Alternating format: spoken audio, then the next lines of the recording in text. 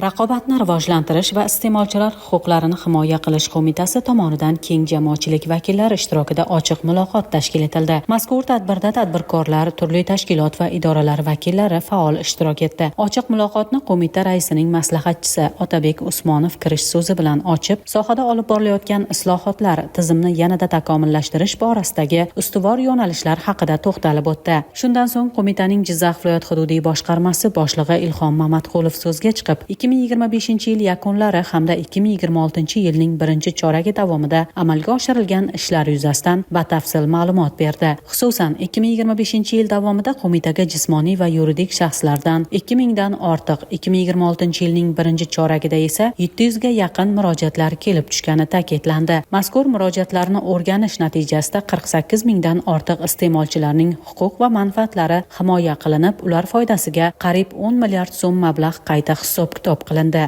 Men o'z bu yerga murojaat uchun kelganda, shu murojaatim sal bo'lganligi uchun men bu qo'mitaga o'zimni minnatdorchilik bildirish maqsadida keldim. Shu o'tgan yil davomida biz qish qismida qiynalganmiz. Haqiqatdan shu tuman gaz ta'minot bo'limi kelib, noqonuniy ravishda 230 million so'm jarima qo'yib ketgandi bizga. O'sha jarimalarimizni biz 2-3 marta sud tortishuvlarida ham yutib chiqa olmadik. Oxirida shu raqobat qo'mitasiga murojaat qilib, shularning aralashuvi bilan bugungi kunda shu haqiqatda biz haq ekanligimiz aniq bo'ldi va yutib chiqdik oligini. Shu jarima bizga belgilanmadi, bizdan olib tashlandi. Qancha muddatda hal bo'ldi?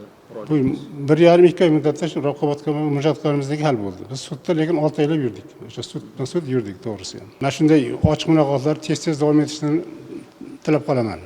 Shu faqat viloyatda emas, masalan, tumanlarda ham shu davom etishini. Ma'lumot o'rnida qo'mita tomonidan tashqi reklama obyektlari ustidan muntazam monitoring ishlari olib borilib, jami 3400 dan ortiq holatda reklama qonunchiligi yuzasidan o'rganishlar amalga oshirilgan. Natijada 300 dan ortiq kamchiliklar aniqlanib, joyida bartaraf etilgan. Shuningdek, asossiz haq undirish, tadbirkorlar va iste'molchilarni kamsitish hamda mavqeini suiiste'mol qilish kabi holatlar aniqlanib, ularga nisbatan tegishli choralar ko'rilgan. Murojaatlarning asosiy qismi qurilish va kommunal soha hissasiga to'g'ri keladi. Endi xizmat ko'rsatish sohasida ham bor, savdo masalalarida, dorixonalar masalalarida asosan 70%ni o'sha qurilish, kommunal sohalariga, xizmat ko'rsatuvchi sohalarga to'g'ri keladi. Qo'mitamizda murojaat jarayonida ishonch telefonlari mavjud. To'g'ridan-to'g'ri murojaat qilish yoki yozma yoki og'zaki ishonch telefonlari orqali murojaat qilinishi mumkin. Murojaat qilingan holatda to'g'ridan-to'g'ri qaysidir hududdan bo'lishidan qat'iy nazar qo'mita o'zini nazoratiga olib, tegishliligi bo'yicha tegishli hududlar yoki tegishli vazirlik idoralarga yo'naltirilib, masalani yechimini oxirigacha nazoratga olib, ulardan javob olib, nazoratini amalga oshirib boradi. Qo'mitamizning 1159 qisqa raqamlari doimiy faoliyat ko'rsatib boradi.